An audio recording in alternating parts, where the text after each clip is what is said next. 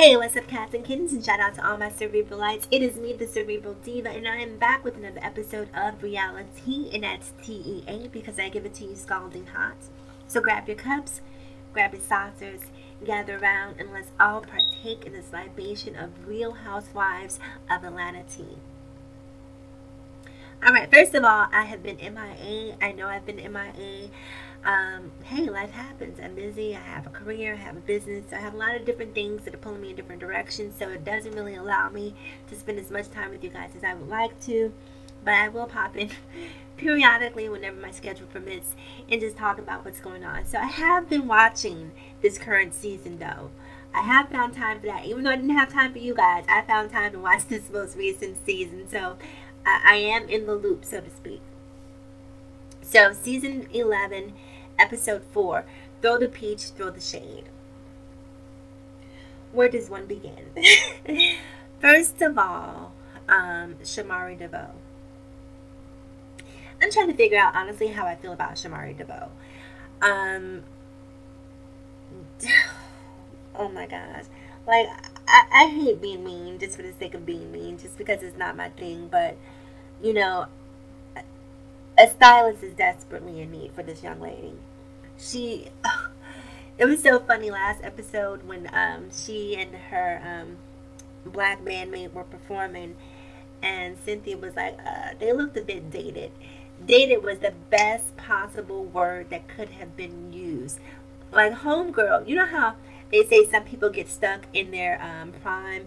So like if like you were like in college in 1992 and you were like killing in 1992, like you stay stuck in 1992 even though it's 2018. Styles have changed, you know, things have progressed, but because that was your heyday, that was your dawn, like you refused to move forward. And Shamari seems like she's very much of that ilk, where she's just like, she's stuck in a time warp. Like, when I look at her hair, when I look at her clothing, just everything is just so dated. And she's a pretty girl, so the potential, the foundation to be like just to turn it up to 10, it's definitely there. And I'm hoping that this is what will happen, because if you look back at old episodes when Nene first started on Real Housewives of Atlanta to compare to where she is now, it is a completely different human being.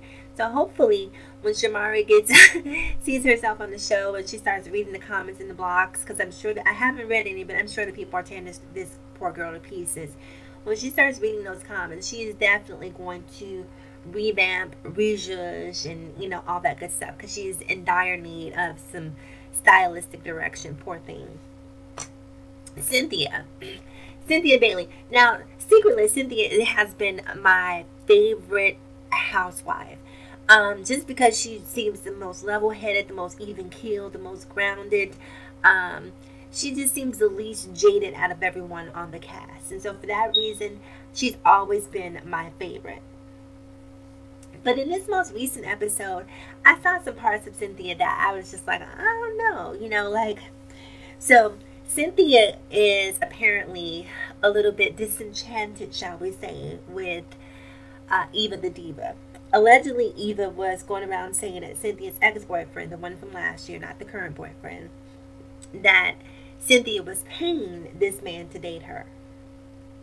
So Cynthia decides that the most opportune time to have this conversation with Eva is during this barbecue at her house, and everyone's there. Marlo's there, Nene's there, Shamari, the stylistically challenged DeVoe is there, Portia's there. I mean, everyone's there. There's even this new girl I think that they're going to introduce to the cast. She's there as well. So everyone's there, and Cynthia basically says to Eva, you know, so you accuse me of paying, I think his name is Mike. You know, you accused me, or you were going around town saying that I was paying this man to date me. And of course, Marlo chimed in with her 2 cents, and she's like, yeah, I did hear that. I did hear that. So Cynthia was like, you know, you think looking like this I'm over here paying somebody with all of this. Now I can appreciate self-confidence. You know what I mean? Like, I think that you should believe that you're beautiful. I think that you should believe in the product that you're selling, because if you don't believe in what you have to offer, the product that you're selling, then who will want to buy it? So I'm okay with that. It was just, I don't know, it just came across as a bit conceited for me, so I wasn't really feeling that moment from Cynthia. I feel like it was an opportunity to see into her private thoughts. Because you ever wonder, right, like when you see a woman like Janet, or I'm a huge Janet fan, or Beyonce, for those of you who are of this generation.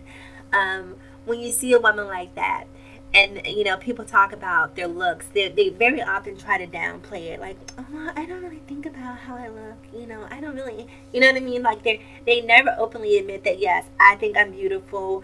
These hoes can't touch me, for lack of a better term. You never really get that from them. But secretly, you have to wonder, do they have those thoughts privately? And I feel like Cynthia gave us a peek into the true psyche of a pretty girl. It's like an open door into the pathology of a beautiful woman. So secretly, yes, you do think that you're pretty, and you do think that a lot of your value is centered in what you look like. So I don't know, it's just one of those things that I did not like a lot. Didn't like from Cynthia. Let's talk about Nene really quick. Nene's storyline this season has been a little bit melancholy, a bit morose. You know, she and Greg are going through the whole cancer thing. Shout out to Greg. You know, I hope that he pulls through this.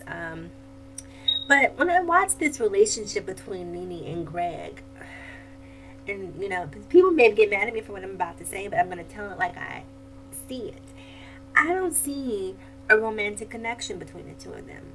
Do I believe that Nene loves Greg? Absolutely. Do I believe that Nene is attracted to Greg? Not so much. I just don't see it. When I see them, I don't see romance. I see genuine care and genuine concern and genuine love and adulation and all those good things. I just don't see passion between the two of them. Now, I know the man is sick, and so being passionate may not be at the top of his priority list at this point in time. But even prior to him being ill, I just didn't see that passion between the two of them. Comment below if you see something different. Let me know if I'm just missing it, but I just don't see that.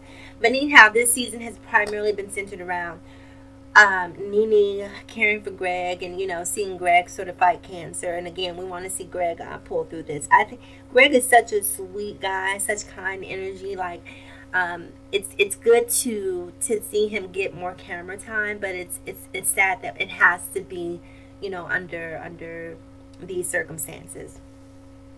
So that's about all that's going on with Margot. I'm sorry, with Nene.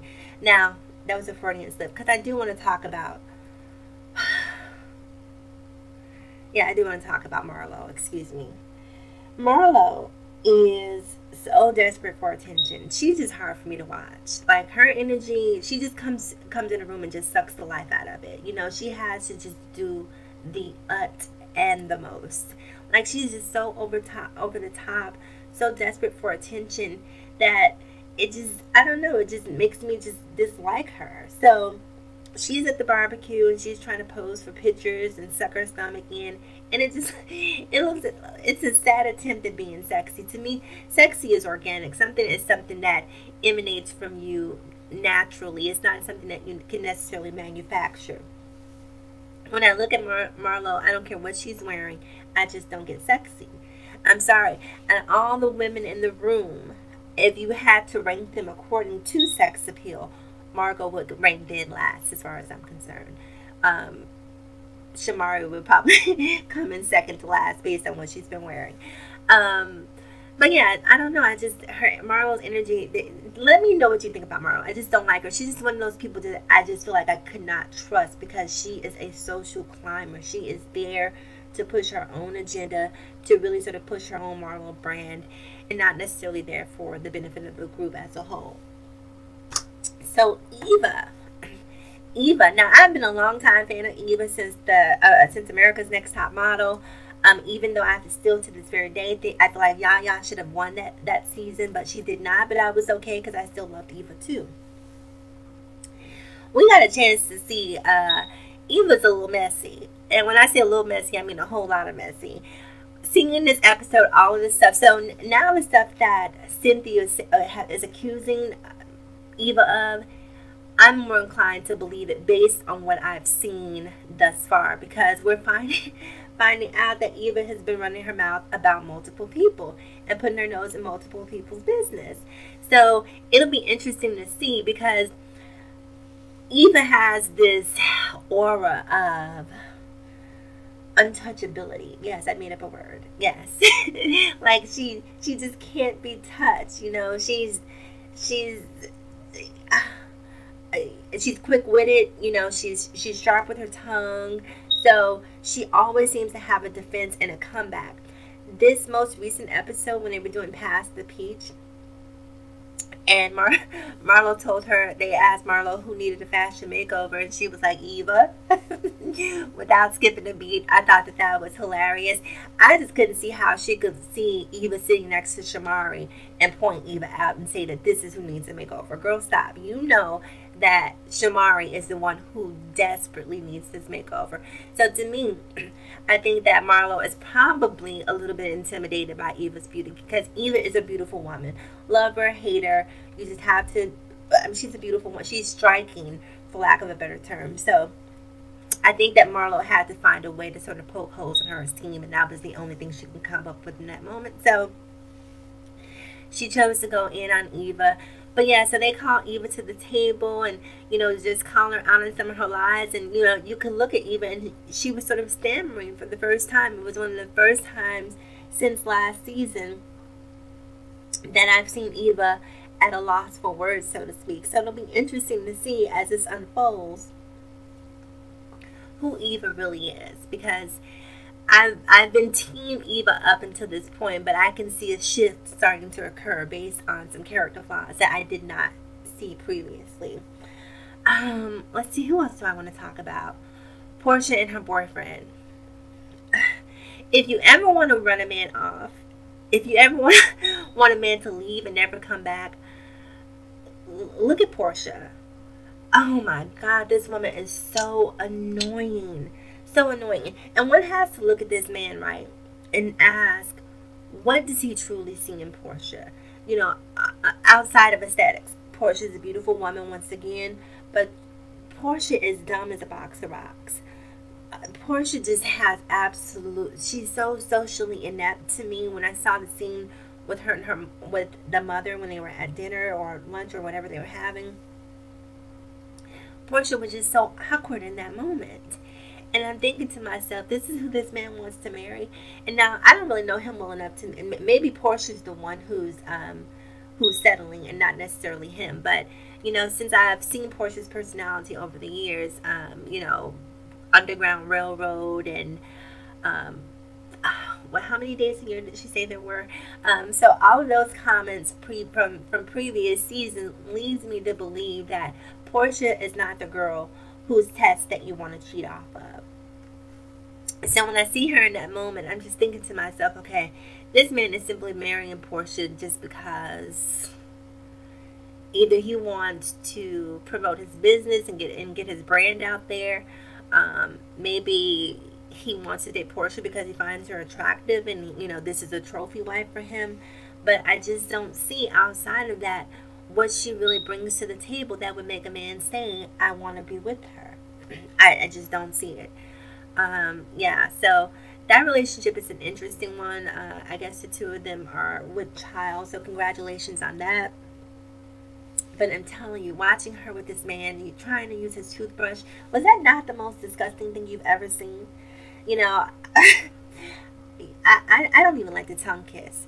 So to have someone's toothbrush inserted in my mouth it would definitely trigger my gag reflexes. So yeah, enough about Portia. Is there anyone else that I want to talk about? Candy has been boring this season so far. She's really just been in other people's business.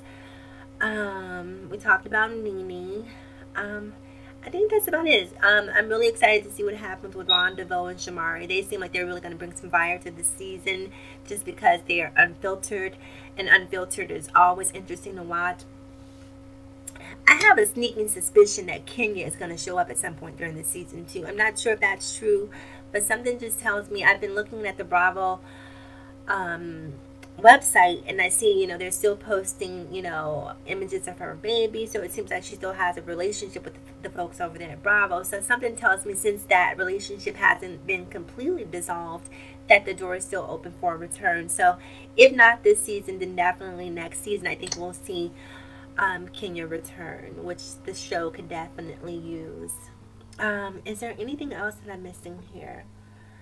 I think that's pretty much it, you guys. I'll try to check back in next week after this coming Sunday's episode. I can't necessarily make you any guarantees, but as always, in closing, people, remember to like, comment, subscribe, and share if you feel so inclined. And remember to live better, love harder, and think smarter. It is me, the Cerebral Diva, and I will talk to you guys again soon. Have a fantastic day.